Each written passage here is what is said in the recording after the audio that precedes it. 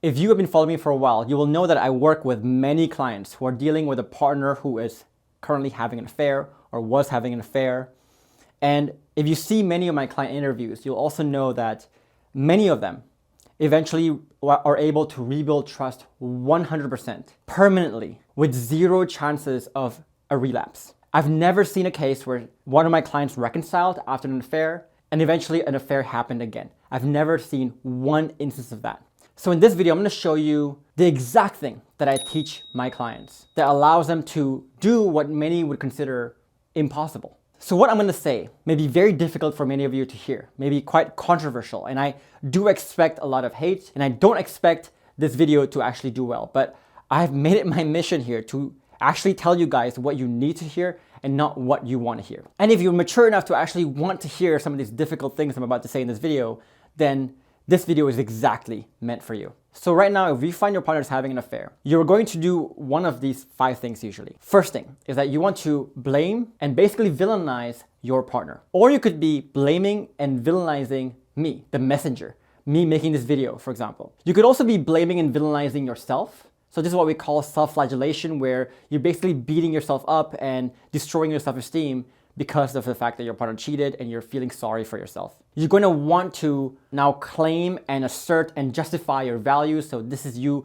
playing the high value man card, for example, telling your friends, telling her, telling yourself that you are a high value man who deserves better. Or you may want to just act indifferent, act like you're not bothered by the fact that she's having an affair, act like you're too cool for school, you're a cold fish, and that you deserve better, and you just walk away from the whole interaction and say goodbye to a 10-year relationship because she cheated. And so in this video, I'm going to tell you why, while all of these it feels so right.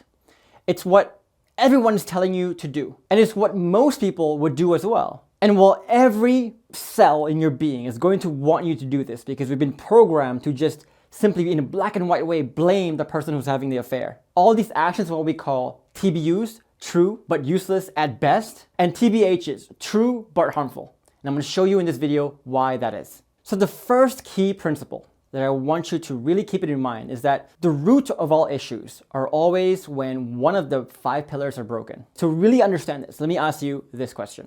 So if you were to, in the last 5-10 years, you were able to create 10x the level of safety. So basically, before any problems even festered in your relationship, the first instinct your partner has is to share it with you. And you also created psychological safety to where the first instinct for your partner is to listen to you. So you can both express and listen to each other in a very fluid way. Do you think things would have been gotten so bad to the point where your partner is having an affair? If you were able to create the level of admiration to where it inspires your partner and yourself to become the best version of yourself, the same way if you are about to have lunch with someone you deeply respect, deeply admire, you're going to do your hair, you're going to look your best, you're going to present your best self. And if you created that culture of deep admiration to the point where you both are doing that, would that affair have happened? If you both created such a deep sense of alignment to the point where you both feel like such a team, like me and my partner, for example, we feel like our vision of the future, the life we're creating, the sense of teamwork we're creating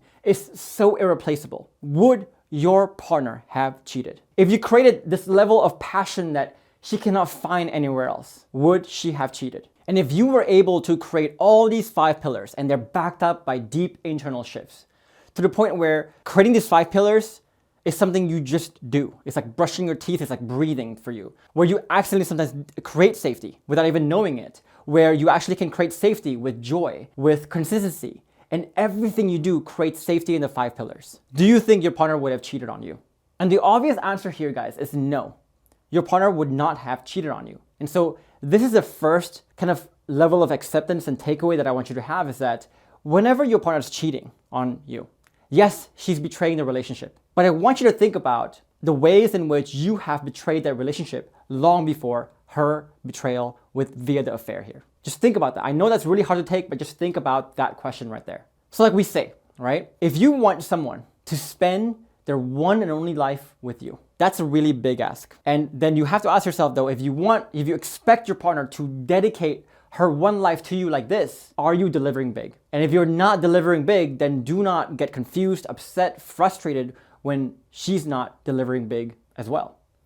Now, if you're saying on the other end here that no, Jeff, I've created 10x the level of safety, 5 pillars, everything. I've given her the perfect everything. I've given her everything. But yet she still chose to leave anyway. She still chose to betray this relationship anyway. Think about what you're insinuating about your partner right there. You're saying that your partner has so little morality, so dumb, so little loyalty, so animalistic, and you think so lowly of her that you think that even when she's given the perfect environment, she would still make the worst decision possible. Now imagine if someone thought that lowly of you. Can you actually feel safe? Can you actually admire? Can you actually align? Can you actually feel passion for someone like that? My guess, the answer is no. So here's the irony of this. Here's the whole circular nature of this. If you're saying that you have created the maximum level of the 5 pillars, but yet your partner cheated on you anyway because of that, then by extension, you're also admitting that you have not created the 5 pillars. Think about that. That's a mind-bending concept, but once you realize it, once you understand it, once you really deeply feel it, you'll understand what I'm trying to say here. So I know saying that is going to offend many of you, and you're going to resort to one of the 5 things that we talked about in the beginning of this video. But let's again go back into, let's talk about why these 5 things that I just said are what we call TBUs, true but useless. So if you look at these 5 behaviors here, let's think very objectively about what it actually does for you, how it actually benefits you. The only benefit I can think of is that it may be a thing to stroke your ego for a little bit. It makes you feel better about yourself. It absolves you of doing any work. It absolves you of the wrongdoings that you may have, all the betrayals that you may have done to the relationship over the past many years. It tells you the very comfortable things you need to hear. And it lets you escape the idea that you may have a fault and you have actually a lot of work of growth, of self-development in front of you. Because you doing these 5 things is not going to change the reality of what is happening, of what you did, of what you need to do next, etc. So let's give an example here.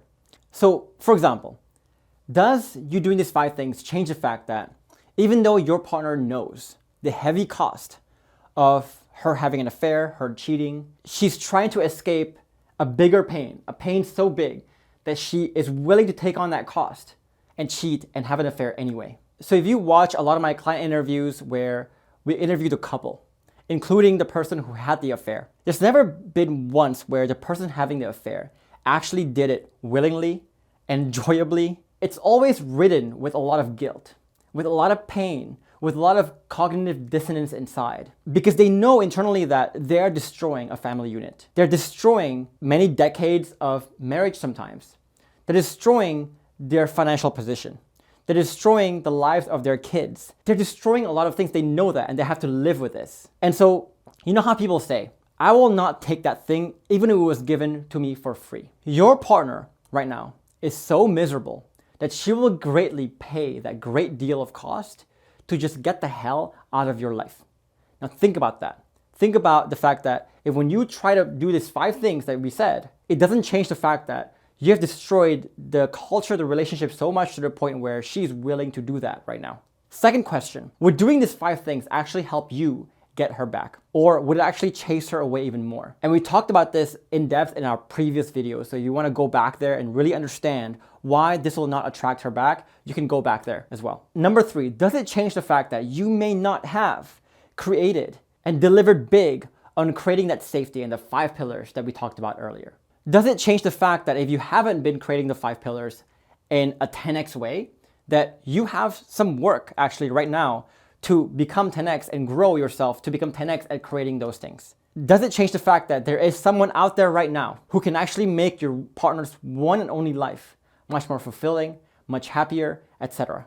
Does it change the fact that in the future, if you decide, let's say, to choose another relationship, that you will again need to be 10x in your ability to create the 5 pillars, even in that relationship?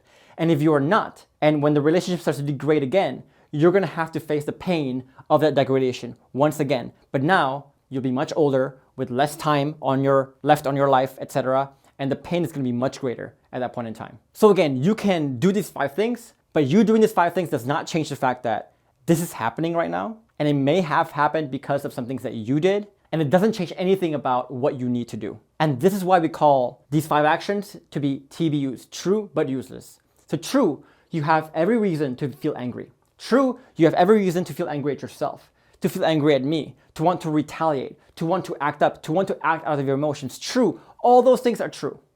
But all of them are also useless. They don't get you anywhere. They don't get you anywhere in terms of healing yourself. They don't get you anywhere to growing yourself, to bettering your future, to bettering your relationship, to attracting her back. So why do it? And I'll go even further to say that not only are these true but useless, but they're actually true but harmful. And the first reason why they can be harmful is the principle of what we call wasting the pain.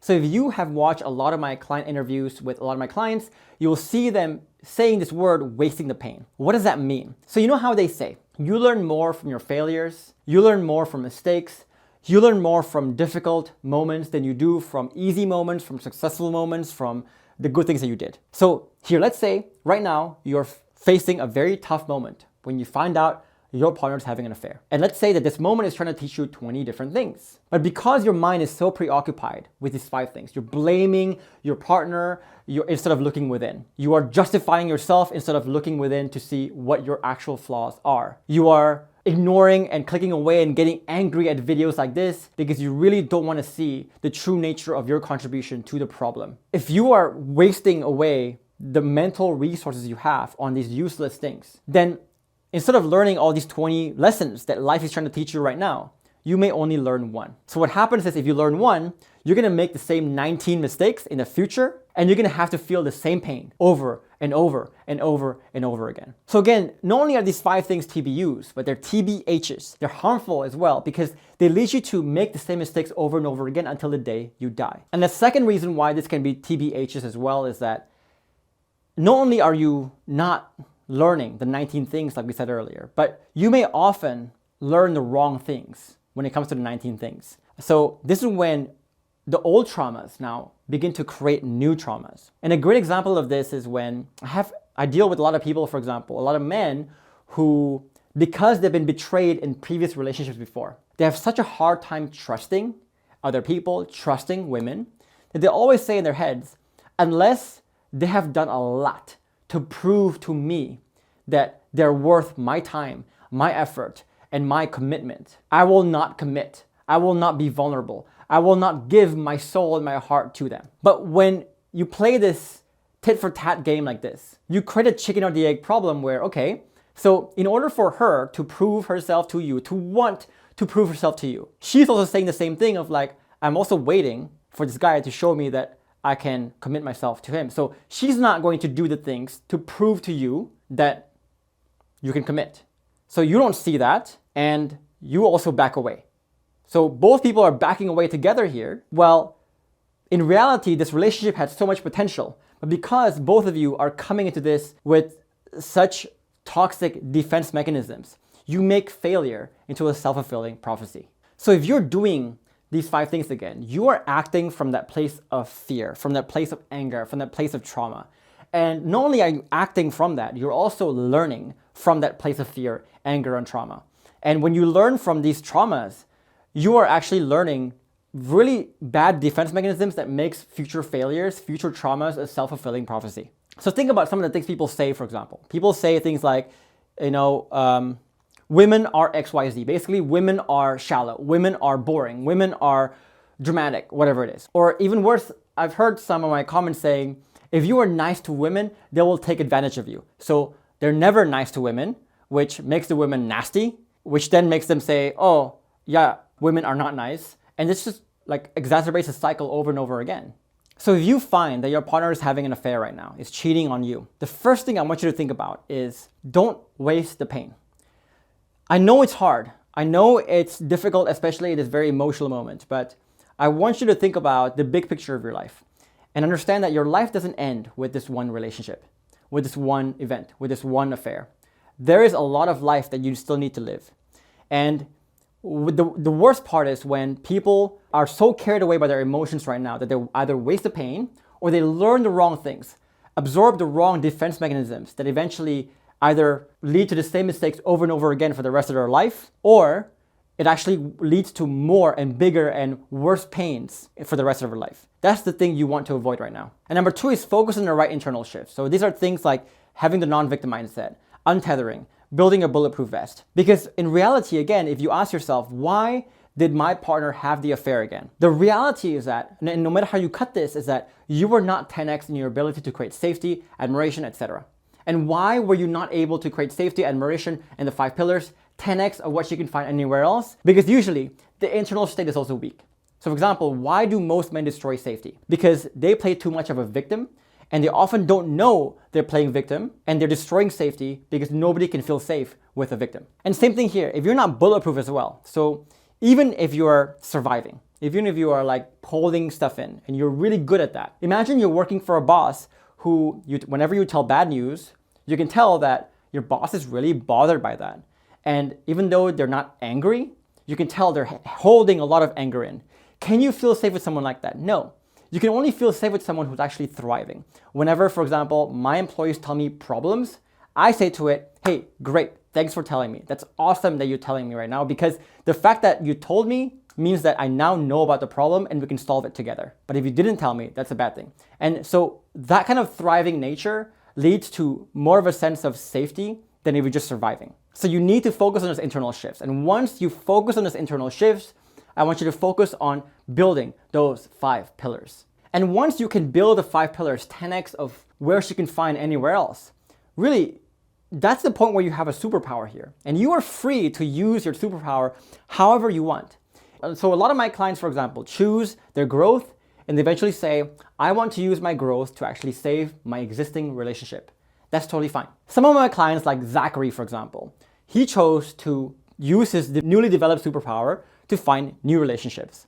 So here, I'm not single-mindedly trying to save you your relationship, your current relationship, and forcing you and putting a gun to your head and say you have to save your current relationship. I'm actually quite agnostic to it. But the point I'm trying to make is that this is not about saving this relationship or not. This is about saving yourself first, not wasting the pain, not absorbing the wrong kinds of information, the wrong kinds of learnings that can actually lead to more pain in the future. And once you can grow yourself to that point, you are free to use that power that you have however you wish, however you want, in whatever ways you want. But whatever you do, guys, never, ever, ever waste the pain and never learn the wrong things to worsen the pain in the future. So if you want to learn more about these internal shifts and the external shifts and the 5 pillars to really understand how you can take your relationship from a state where things are so unhappy, so broken down that both of you are betraying the relationship in some ways, to the point where you can reconcile and reconcile for real